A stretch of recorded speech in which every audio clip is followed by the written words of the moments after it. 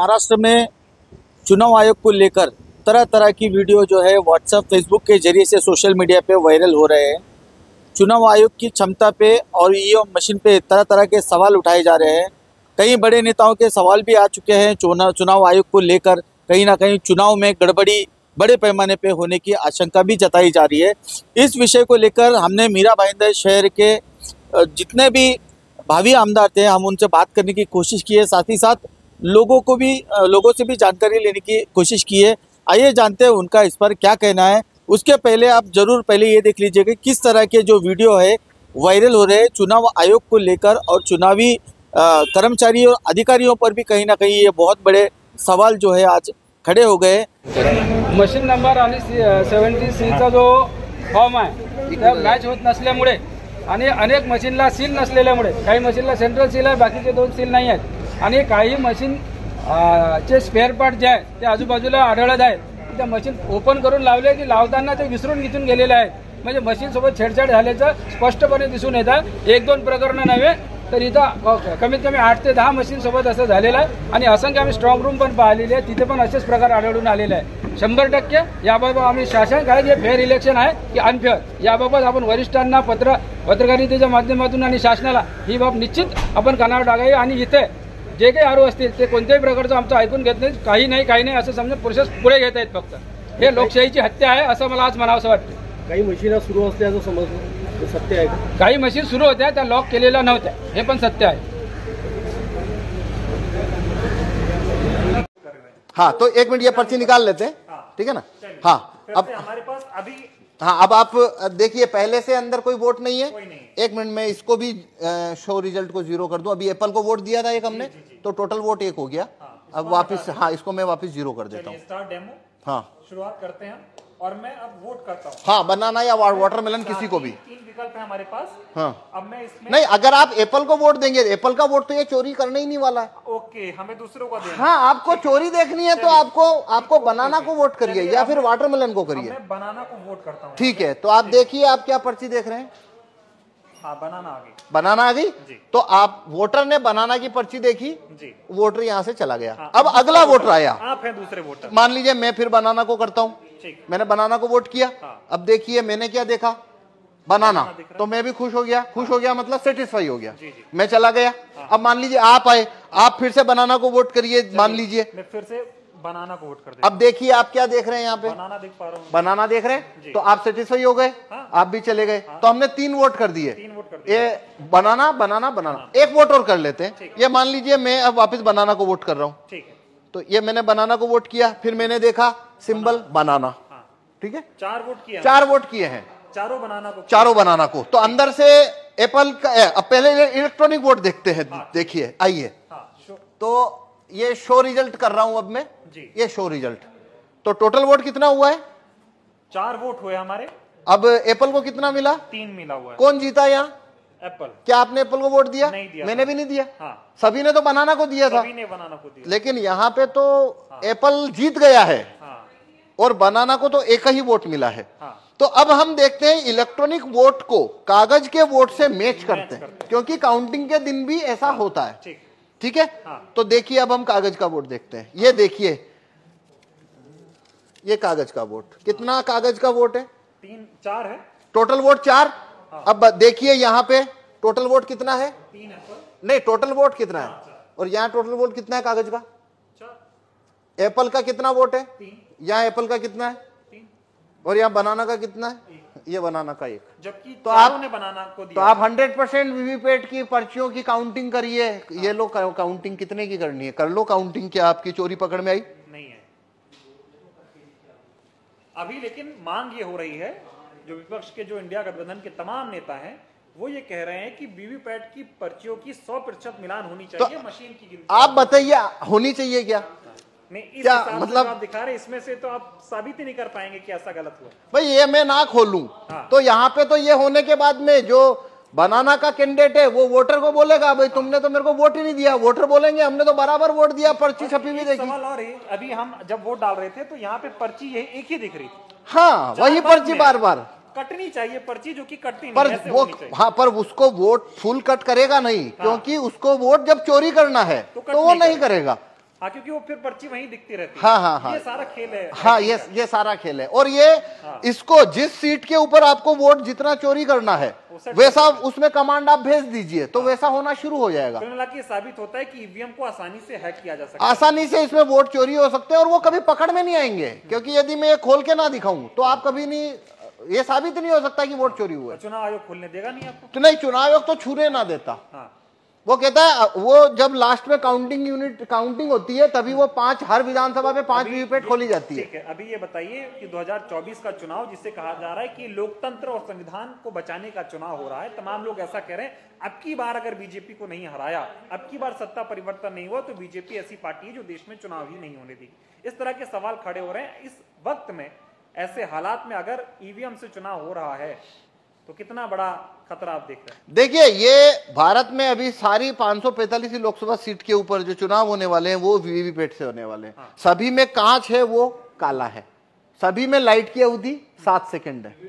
तो मतलब है ये अभी जो चुनाव है, वोट ईवीएम से चुनाव कराना उसका कोई मतलब ही नहीं बनता, कोई भी मतलब नहीं बनता। जितना धांधली करना है उतना हो सकता है, 5 सीट करो चाहे 50 सीट करो चाहे 100 सीट धांधली करो, और वो कभी पकड़ में नहीं आएगा। इसीलिए हम ये, भाई आपने, अगर मैं ना गेट खोलूं आपको पकड़ में आ रहा है? नहीं आ रहा, किसी को आ नहीं सकता। मतलब सारा खेल इसी काले शीशे का है, ये जो हाँ, लगा हुआ है। हाँ, तो इसलिए हम कह रहे हैं कि देखिए, भारत के अंदर सिटीजन के पास कोई ज्यादा राइट्स तो है नहीं। वोट वापसी के कानून, राइट टू रिकॉल भारत के लोगों के पास नहीं है, जूरी में आने की पावर नहीं है, और रेफरेंडम पावर, भारत में रेफरेंडम का पावर नहीं है। एक ही सिर्फ सिटीजन के हाथ में केवल एक ही लाठी है और वो है वोट देने का कानून, बस इतना सही तो है। न तो वोट वापस लेने का कानून है, न जूरी में आने का कानून है, ये सब तो है नहीं। अब वो एक ही तो कानून है जो सिटीजन की तरफ है, और उसको भी ईवीएम ने उसको भी मतलब डाउटफुल कर दिया। अब तो देखिए, ये एक अलग बात है, वो तो एक लेबल होता है, लोकतंत्र खतरे में है। भाई यहाँ वोटिंग खतरे में साफ दिख रही है। अब अगर लोकतंत्र जो भी होता है, क्या होता है, वो एक अलग बहस है कि आप लोकतंत्र किसे कहते हो। पर यहाँ भारत में जो भी है, रूलिंग क्लास के पास सब कुछ है, वोटर के पास तो वोटिंग है, और ये वोटिंग जो है वो पूरी तरह से संदेह के घेरे में आ जाती है। तो पूरा लोकतंत्र ही जैसे आपको वो संदेह के घेरे में आ जाता है। तो मेरे से आप पूछो तो 2024 की में जितनी भी पार्टियां, रिकॉग्नाइज पार्टियां जो कि चुनाव लड़ रही है, या वो उन्होंने ये मुद्दा ही गलत उठाया कि भाई 2024 के बाद में यहाँ पे चुनाव ही नहीं होंगे। भाई अभी कहाँ हो रहे हैं?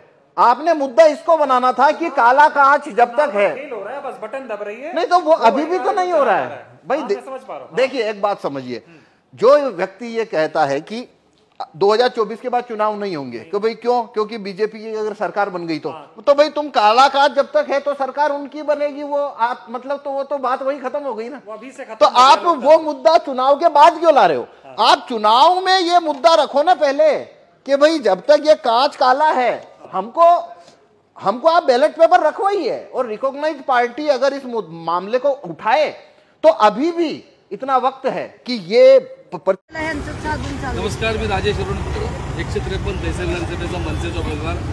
आता मतमोजणी सुरू होती, आतमध्ये आपले सगळे काउंटिंग एजंट सगळे आतमध्ये होते आणि त्यांना असं निदर्शन आलं की त्या मशीनमध्ये घोटाळा आहे। त्याचं कारण एवढा त्यांच्यासमोर मशीन जेव्हा आली, त्या मशीनला 3 सील असतात, एका मशीनला एकच सील होतं। त्यांना विचारण्यात आलं एकच सील का, तर त्या निवडणूक निर्णय अधिकाऱ्याला हा एकच आवश्यक होतं। त्यामुळे एक गोष्ट झाली, प्रत्येक मशीनचा जो चार्जिंग असते, तर काही मशीनचं चार्जिंग 99%, काही मशीन चार्जिंग 70%, काहीचं 60%।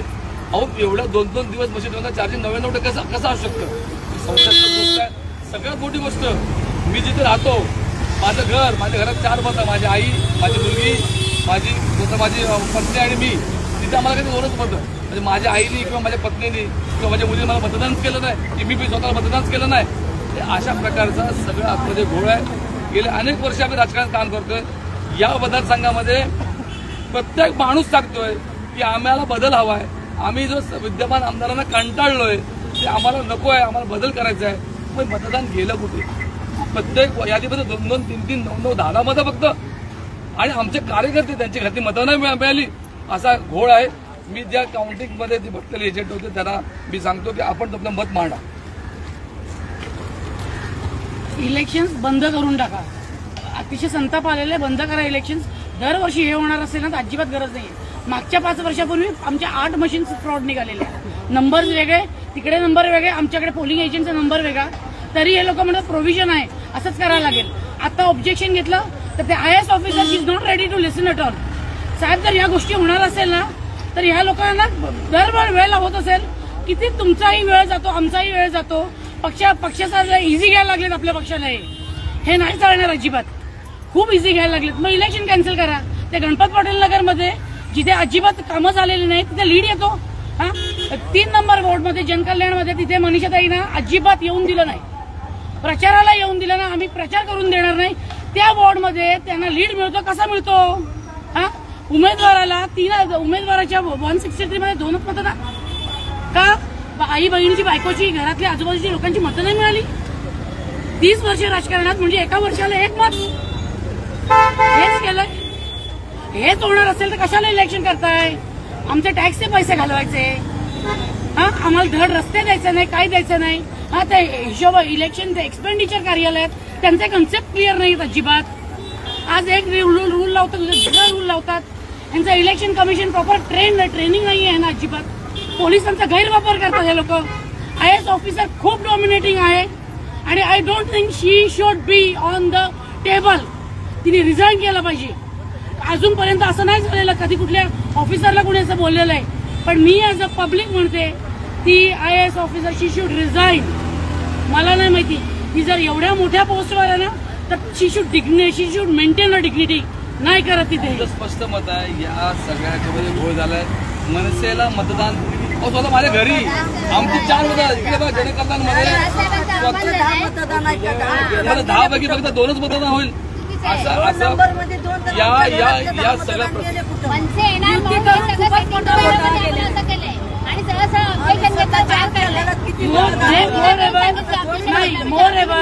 हे लोक 4 पक्ष 3 पक्ष एकत्र येऊन लढतात. अरे हिंमत असेल तर आमची एकट्याने लढा ना. मग दाखवतो तुम्हाला आमची काय ताकद आहे ती. आम्ही जर ठरवलं ना तर इथून कुणाला बाहेर जाऊन देणार नाही. अख्खी ताकद लावू मनसेची. आम्ही शांत आहोत. साहेब आहेत ना शांत, त्याच्यामुळे आम्ही शांत आहोत.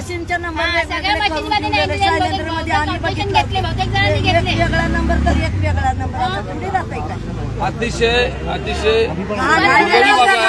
लोकशाहीला कलंक आहे आणि आम्हाला दुर्दैवी वाटतं जिथे आम्हाला जिथे आम्ही राहतो त्या ठिकाणी 2-2, 6-6 मतं. मला वाटतं हे एक्सप्लेन जर केलं तर बरोबर. PPHS एक्सप्लेन करतात साहेब. चला एक्सप्लेन करे. असं थोडी होते एकाच्या घरात 10-20 मतदानाची कुठे गेले? PPHS शाळा आहे तिथे आमचं महाराष्ट्र नवनिर्माण सेनाचे कार्यालय. तिथे फक्त 5 मतं लोक स्वतः बोलले यावर्षी की आम्ही मनसेला दिलेलं मतं. मग तिथे फक्त 5च करून आम्हाला सांगलं. जनकल्याण नगरमध्ये मनीषा चौधरीला काय कॅम्पेन करायला नाही दिले. तिथे फक्त लीड कसं काय येतात त्यांचं. आणि अख्खे शिवसेने लोकांनी पण मनसेला मतदान केलं. ते मतं गेले कुठे? आणि यांच्याकडे काय रेस केलं तर डायरेक्टली बोलतात तुम्ही गप्प बसा, आम्ही बरोबर टोटल तुम्ही मॅच करा. बरोबर आहे. हे कुठेतरी आम्हाला जस्टिस पाहिजे. हे असं होत असेल तर काही यूज नाहीये. माझं ना आव्हान आहे. सोशल मीडियामध्ये खूप पॉवर आहे. जेवढी पॉवर आज प्रेसमध्ये, प्रिंट मीडियामध्ये, इलेक्ट्रॉनिक मीडियामध्ये पण नाही, ती पॉवर सोशल मीडियामध्ये. Let the people know what is going on here, what is going on with the democracy of India. Let the people know now. एजंटला कसं माहिती की आम्हाला एवढेच मिळणार आहेत करून, म्हणजे आधी पोस्टल सेकंड राऊंडला त्यांनी सांगितलं 6,000 लीडने पुढे, 10,000 लीडने पुढे. कसं काय लीड पुढे त्यांना? लीड त्यांची कशी काय पुढे? आणि स्वतःहून पण आम्हाला 450 मिळणार, आम्हाला 300 मिळणार, आम्हाला 200. भाजपचे एजंट स्वतःच सांगतात की लीड पुढे, 10,000 लीड पुढे. काय काय मेहनत केलं, किती अतिशय दुर्दैवी लोकशाहीला कलंक आहे. त्यामुळे आम्ही सगळ्यांनी वर्कआउट केलेलं आहे. तर मी स्वतःच सांगितलं की तिथे बसून का उपयोग नाही, आम्हाला जेलमध्ये टाकण्याची भाषा करतात. त्यापेक्षा म्हटलं आपण बाहेर पडूया. आणि जे घडलंय सगळं ते चुकीचं आहे, लोकशाहीला कलंक आहे. त्यामुळे आम्ही या फेसबुकच्या माध्यमातून पुढे आलो. त्याचं कारण की लोकांना कळू द्या की नेमकं काय घडतंय आतमध्ये. त्यामुळे नमस्कार, जय हिंद, जय महाराष्ट्र. ऐसा लगता है कि लोकतंत्र की जो है पूरी तरह से हत्या कर दी जा रही है और वन साइड चुनाव हो रहा है और सिर्फ एक ही तरफा चुनाव हो रहा है, ऐसा लग रहा है लोगों की इस प्रतिक्रिया को देखकर। आइए जानते हैं इस पर क्या प्रतिक्रिया है थोड़ी जिसको लेकर आपको चुनाव हारे, इसका क्या वजह आप समझते हैं? देखिए, सबसे पहले मैं चुनाव आयोग का जो मशीनरी था टोटल, उसका निषेध करता हूँ और ईवीएम के माध्यम से जो चुन के आए उनका अभिनंदन भी करता हूँ, क्योंकि क्या है, अभिनंदन करना जरूरी है, क्योंकि जो चुन के आए हो, अभी कैसे वो आए कैसे नहीं, वो इन्वेस्टिगेशन का पार्ट है। देखिए 5,000 कुछ 800 मुझे मत मिला है, तो मुझे लगता है मुझे कम से कम है ना 30-35 हज़ार का उम्मीद था, मेरे वोट थे और इतर जो भी था वो सेटअप होने के बाद में भी मुझे इतना कम वोट मिलता है, तो मैं उससे संतुष्ट नहीं हूँ। और इसके अंदर 101% ईवीएम का घोटाला है, उसमें कोई शक नहीं है, क्योंकि पूरा महाराष्ट्र आप देख रहे हो जो तरीके का नतीजे आए। हर एक भाजपा के कैंडिडेट को 1,35,000, 1,50,000, 1,80,000 ये वोट आए किधर से? 4 महीने पहले जब आप बैकफुट पे थे बीजेपी, और अचानक ऐसा कैसा क्या रॉकेट साइंस कर दिया आपने कि आपने इतना आपको वोट मिला? तो मुझे लगता है ये सब फेक है और मशीनरी के ऊपर हमारा विश्वास नहीं है। उन्होंने जो किया वो गलत किया है और मैं इसको जीत नहीं मानता हूँ, बस आपके माध्यम से कहना चाहता हूँ। इस तरह से अगर देश में होने लग गया तो सर ये लोकशाही का कहीं ना कहीं लोकशाही को हनन करना या लोकतंत्र की हत्या करना, ये इसको इस तरह से आप किस तरह से देखते हैं? 101% हत्या है। मैं देख रहा हूँ बीजेपी के माध्यम से मैं आपको बताना चाहता हूँ, मैंने तो प्रूफ दिया है। बीजेपी के कार्यालय के नाम पे वोटिंग कार्ड बनाए, बीजेपी के कार्यालय के नाम पे वोटिंग कार्ड बनाया, उसका इलेक्ट्रिक बिल के आधार से मैंने प्रूफ दिया है। तो मुझे लगता है फिर ऐसा अगर होता रहेगा तो फिर हर एक पार्टी यही करते रहेगी, तो फिर हत्या ही है, जो लोकशाही की हत्या ही है। तो मुझे लगता है बीजेपी ने जो किया वो गलत किया है। ये आप अगर इलेक्शन लड़ना चाहते हो तो काम करके लड़ो। इससे देखो 20-25 साल पहले मीरा मैदान में कुछ काम नहीं हुआ, लोगों का काम वैसा का वैसा ही है। मैं अभी अपेक्षा करता हूँ नरेंद्र मेहता जी से कि अगर ये जो प्रलंबित जो विषय, पानी हुआ, गटर हुआ, रोड हुआ, ये सब अभी काम होना चाहिए, लोगों के हित में काम होना चाहिए। आज हमारे साथ है राष्ट्रवादी कांग्रेस पार्टी शरद चंद्र पवार गुट के शहर के कार्य अध्यक्ष गुलाम नबी फारूकी जी। हम इनसे बात करेंगे चुनाव प्रक्रिया को लेकर, इनका क्या मानना है। इन्होंने भी लोगों के बीच गए, कैंपेनिंग करे, उसके बावजूद भी कहीं ना कहीं जो है इनके भी मन में सवाल खड़ा होता है कि चुनाव प्रक्रिया को लेकर क्या पूरा मामला है। क्या कहना चाहेंगे फारूकी साहब, किस तरह की आपके मन में चुनाव आयोग और ईवीएम मशीन को लेके कोई आशंका है या फिर लोगों को लेके कुछ आशंका? ये जो पूरा चुनाव हुआ, कहीं ना कहीं उद्योगपति जीत गए और लोकशाही हार गई। आज जनता के मन में गुस्सा है कि ऐसा कैसा हो सकता है। तो कहीं ना कहीं यहाँ पैसे का बहुत बड़ा खेल हुआ है। ईवीएम के ऊपर भी बहुत सारे लोगों ने बोला कि हम तो आने वाले टाइम में तो हम वोट देने ही नहीं जाएंगे, क्योंकि हम वोट देते जिसको उसको पहुंचता है कि नहीं हमको नहीं पता। और ईवीएम के ऊपर शंका तो पूरे देश में हो रही है। दूसरी बात रही, अगर हम मीरा भाईंदर की बात करें तो मीरा भाईंदर में भी बहुत बड़ी तादाद में धांधली हुई है। इसमें ऐसा नजर आया है कि इलेक्शन कमीशन बीजेपी की बी टीम बनकर काम की है। हमारे पास बहुत सारी शिकायतें आई इलेक्शन वाले दिन की, जिनका 145 विधानसभा में वोटर लिस्ट में नाम था, उनका नाम वहां से शिफ्ट करके 146 में किया गया। और बहुत सारे लोगों का, ये तो मुस्लिम लोग का, माइनॉरिटी का था, और बहुत सारे लोग जो माइनॉरिटी में नहीं थे, 146 में रहने वाले लोग, जो कि 4 महीने पहले लोकसभा का इलेक्शन हुआ था, उनके नाम 145 में ट्रांसफर किए गए।